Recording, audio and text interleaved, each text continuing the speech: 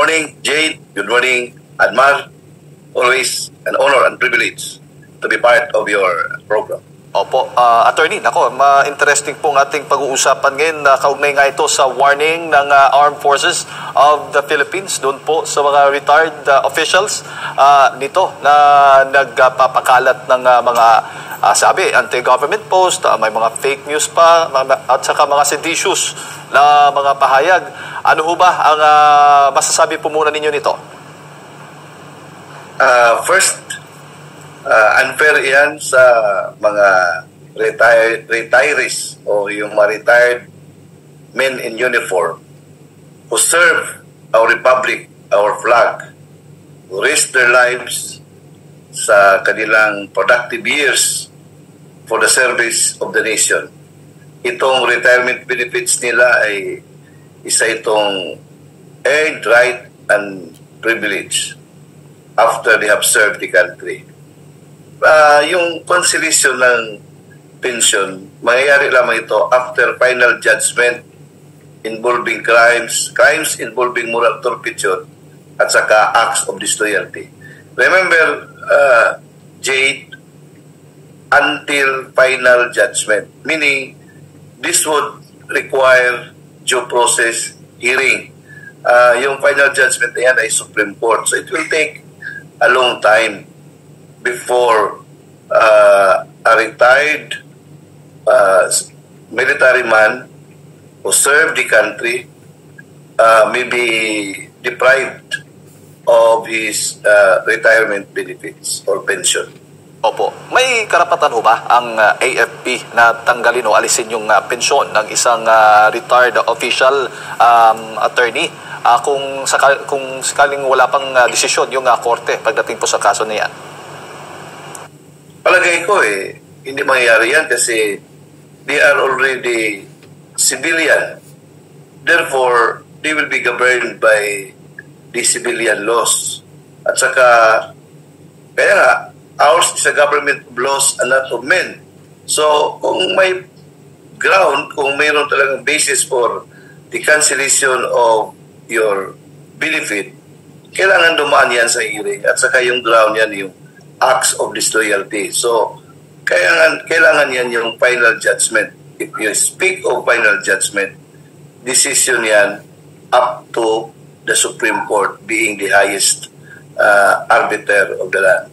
Maihahalin tulad ba sa freedom of speech o freedom of expression tulad ng isang mamamayan ng Pilipinas yung ginagawa ng mga pahayag nitong mga retired officials ng AFP, attorney?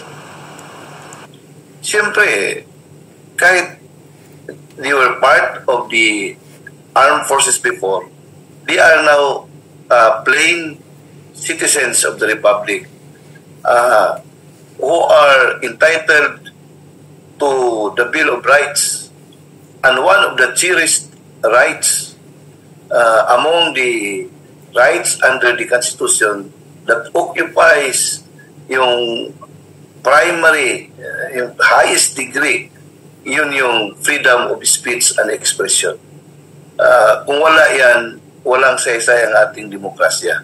But the government is not parang powerless to regulate this freedom. Kung mayroong clear and present danger na mangyayari sa ating bansa by the exercise of that freedom of speech. Yung clear and present danger must be immediate. Yung kailangan niya na klaro talaga, hindi pwede yan hypothetical. So kung walang clear and present danger, yung freedom of speech and expression, kahit masakit pa yan sa gobyerno, that must be respected. At kung wala pong formal na investigasyong mangyayari at kung sakaling magtatanggalin o alisin ng isang retiradong sundalo ang kanyang pensyon, violation na rin po yun sa sinasabi nating freedom of speech, attorney. Tama po ba? Of course. Talagang serious violation yan at saka I don't think so nagagawin yan ng ating armed forces because the present officers of the armed forces will soon retire. They will feel eventually, anong feelings ng mga retirees. Yan lang talaga ang yung parang premium mo after you have served the country. Talaga ni-risk mo yung buhay mo. Imagine, away from the family, 24/7, nasa panganib ang buhay mo. So, if you have survived those long years of service, dapat lang na protektado ka. Yung pension ay parang garantiyan eh.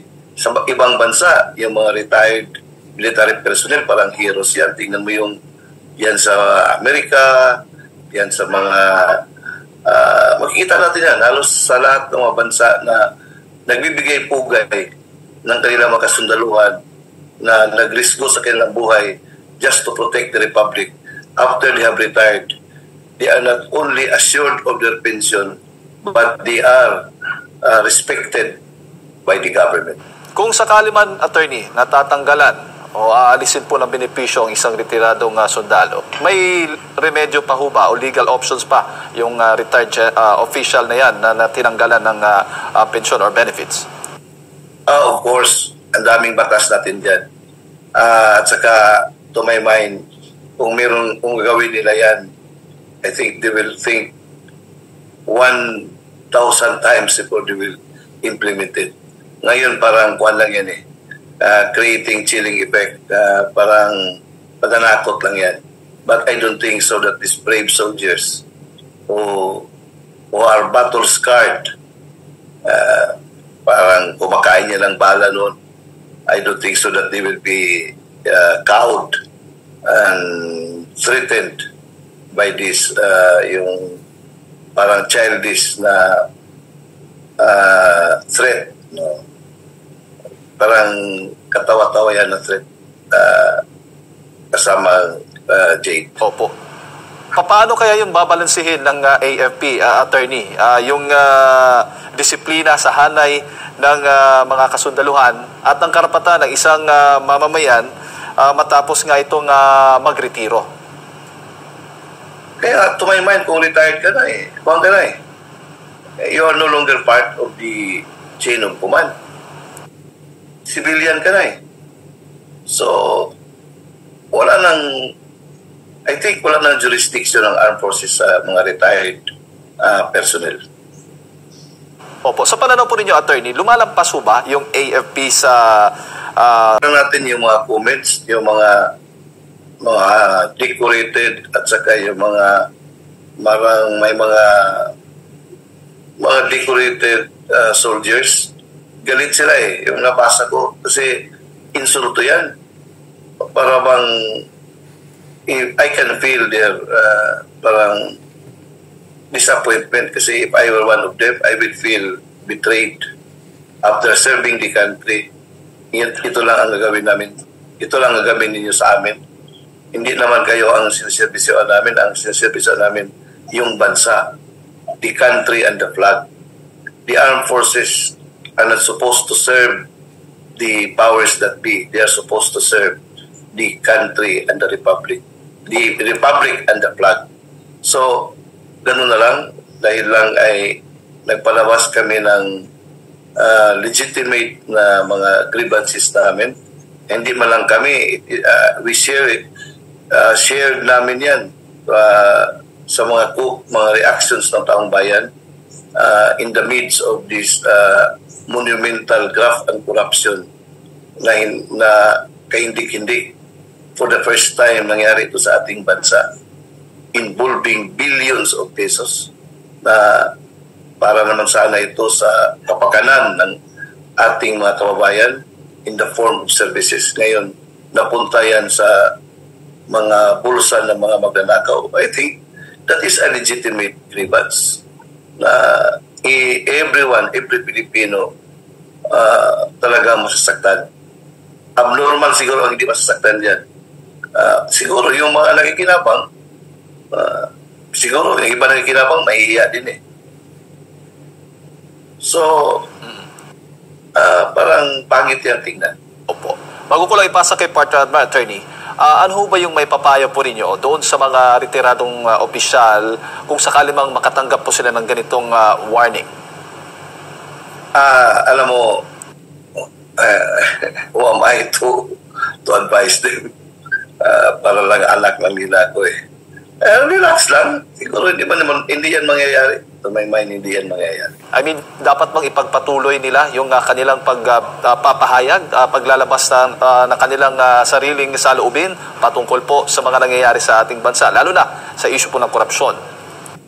Well, personal yan, Jade.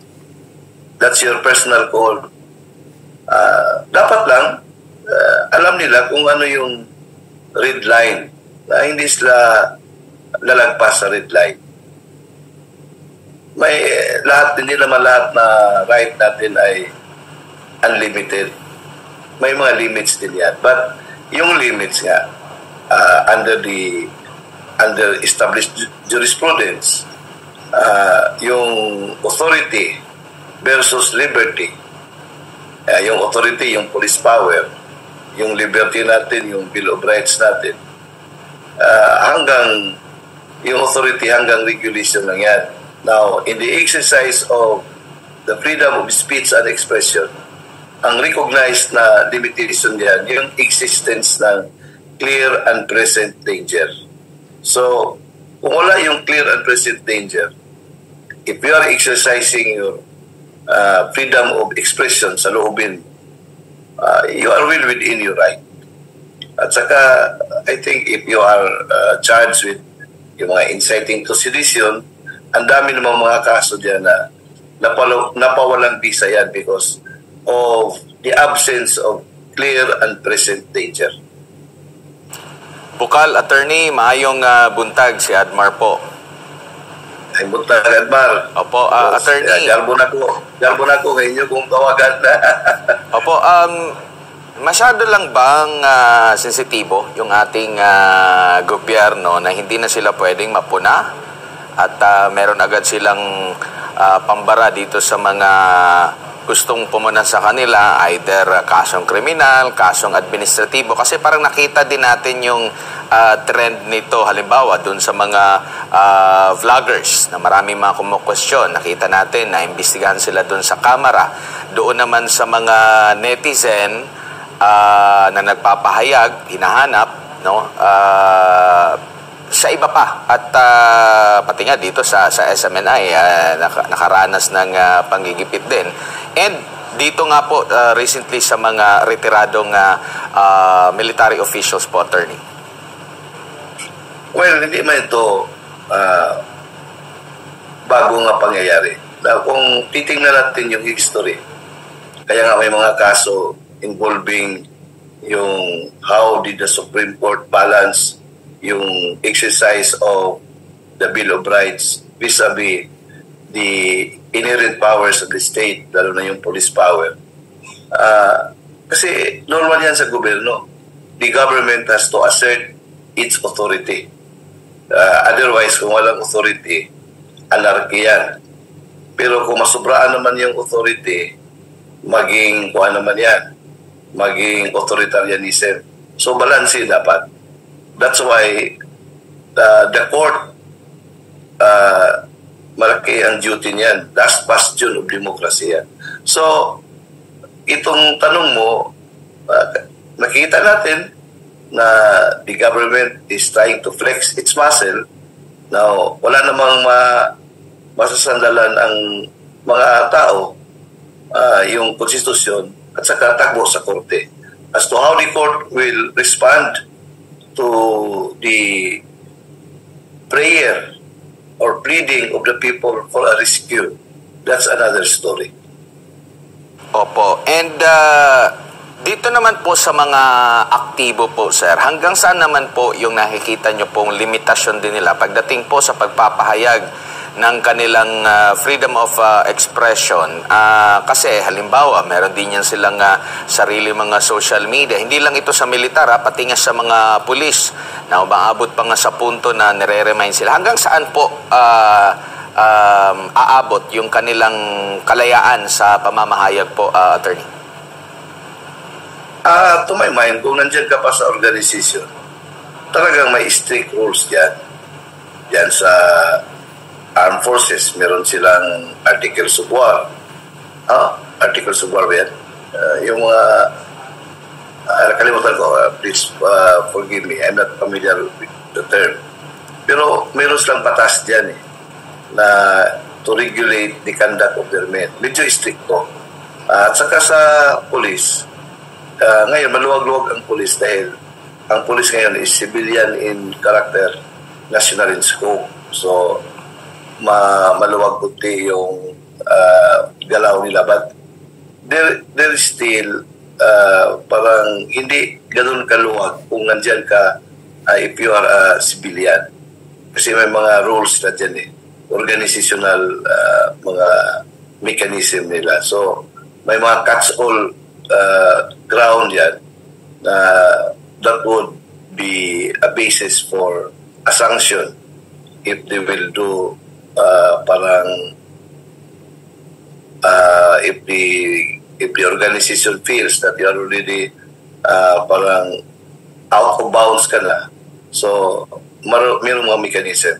Kaya nga, behave din sila. I know a lot of friends there na medyo yung mga saloobin nila kinikim-kim lang.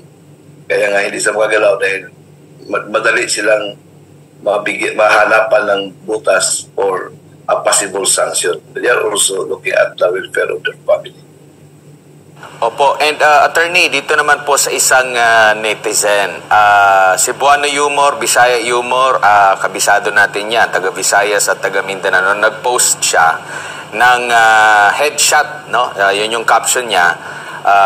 Doon sa picture, nandun yung Bugo City, tapos may arrow papunta sa kay President Bongbong Marcos. Na sa unang tingin ko sa mga Cebuano speaking, mga Bisaya diha, madali agad na maintindihan yung mga ganon. Pero, inaresto siya, hinuli, kasi parang may banta daw, pagbabanta doon sa buhay po ng Pangulo. Anong take mo dito, attorney?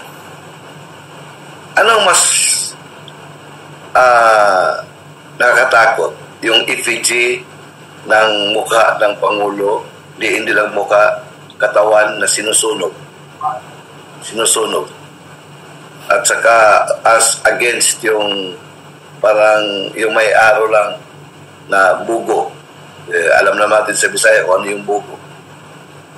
Anong medyo objectionable diyan? Bakit inaalaw natin yung mga effigy ng katawan ng Pangulo sinusunog during mga rally?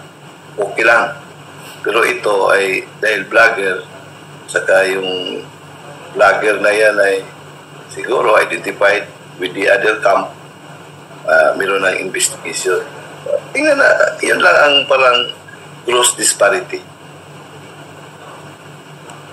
Opo, and ito nga, kabilang nga sa masyadong sensitive na po itong ating gobyerno patungkol nga po dito sa pagpuna. Though sinasabi naman nila na hindi naman sila nababahala, pero may mga ganitong mga hakbang po, attorney. Ito may patunay na merong bang shake-up doon sa kanilang hanay at taliwas yung kanilang mga sinasabi sa publiko na kampante sila, na buong tiwala pa rin? I cannot speculate. Hindi ko alam yan. I cannot divine what is really the truth o anong pangyayari doon sa loob. Opo.